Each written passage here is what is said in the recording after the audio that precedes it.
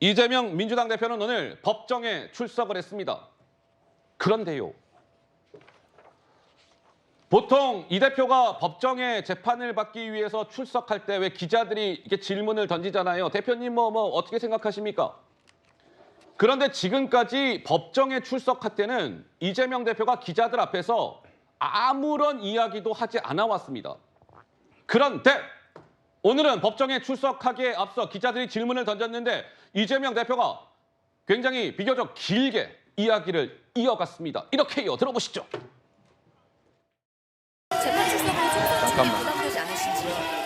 총선을 얼마 앞두지 않은 상태에서 야당의 당대표가 법정을 드나드는 이 모습이 우리 국민들 보시기에 참으로 딱할 것입니다. 자기 밥값 자기가 냈는데 제3자들이 제3자의 밥값을 냈는지 알지도 못하는 제 아내는 7만 몇천원 밥값 대신 냈다는 이상한 혐의로 재판에 끌려다니고 저 역시 이렇게 아무런 증거 없이 무작위 기소 때문에 재판받고 있습니다. 국민들께서 이 불공정과 이 무도함에 대해서 이번 총선에서 심판하실 것으로 믿습니다. 자, 오늘 이재명 대표가 그 10시 30분에 선거법 재판을 받기 위해서 법정에 출석을 했는데 조금 전에 그 영상이 법정에 출석하기에 바로 앞서서 기자들 앞에서 한 이야기입니다. 보통은 법원에 출석할 때는 이야기 안 했었거든요. 검찰에 출석할 때는 뭐 이렇게 저렇게 얘기를 길게 한 바가 많이 있었지만 재판을 받으러 들어가면서는 이렇게 오늘처럼 이야기한 것은 사실상 두 번째, 세 번째, 처음 있는 일이다. 뭐 이런 겁니다.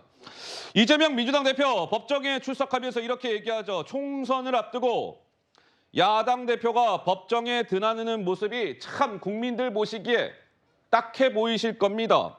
아무런 증거 없이 무작위 기소로 저 이재명이 재판을 받고 있어요. 김현주 대변인께서는 무슨 생각이 드십니까? 선거가 아무리 코앞에 있고 한 달 앞으로 다가온다 하더라도 사법부의 시계는 예. 온전히 째깍째깍 가는 것이 째깍째깍. 시스템이고 정의라고 할 수 있습니다. 이미 선거를 이유로 해서 이재명 대표가 그 재판부에다가 3월 중에는 재판 출석하는 걸 좀 양해해달라라고 변호인을 통해서 이야기했는데 예. 이거 재판부가 받아들이지 않았다는 거 아니겠습니까? 그렇기 때문에 우리 사법부의 시계는 가는 것이 곧 정의라고 할 수 있을 예. 것입니다. 그리고 지금 뭐 무작위 기소다, 아무런 증거가 없다 이런 말씀으로 지금 여론을 호도하려고 하시는 것 같은데요.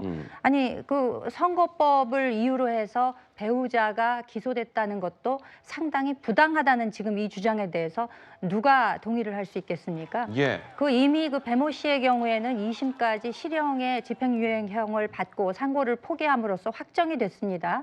그 공범 관계에 있는 그 이재명 대표의 배우자는 공소시효를 하루 앞둔 상태에서 어쩔 수 없이 기소가 된 것이고 재판부의 결과를 보고 기소하는 것은 상당히 검찰에서도 그 이재명 대표의 입장을 예. 상당히 이해한 측면이 있다라고 볼 수 있을 것이고요. 그리고 그 아무런 증거가 없다는 말씀을 증거가 어떻게 없다. 그렇게 쉽게 하시는지 모르겠습니다. 아이고. 그 조명현 씨가 제시한 그 많은 녹취와 사진과 이런 것들을 국민 모두가 보시지 않았습니까? 예, 예. 게다가 그 전임자라고 하는 오 모 씨의 경우에도 그 검찰 조사에 응하지 않았다가 체포영장이 발부돼서 지금 체포가 된 상황 아니겠습니까? 법인카드 관련해서요? 그렇습니다. 그 영장 발부를 재판부가 괜시리 해준 것은 아니지 않겠습니까? 이와 같은 많은 혐의가 있기 때문에 수사를 하는 것이고 예. 또 그에 의해서 기소가 되고 재판을 받는 것인데 이와 같은 일방적 주장을 하시는 것이 과연 적절한지에 대해서는 유권자 여러분들이 판단하시지 않을까 싶습니다.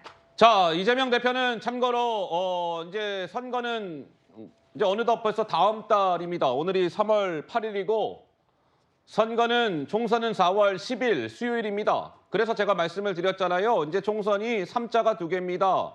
D-33 이런 말씀을 드렸는데 이번 달, 이 3월 달에만 이재명 대표는 오늘 저 선거법 재판을 포함해서 5번의 재판이 예정이 되어 있답니다.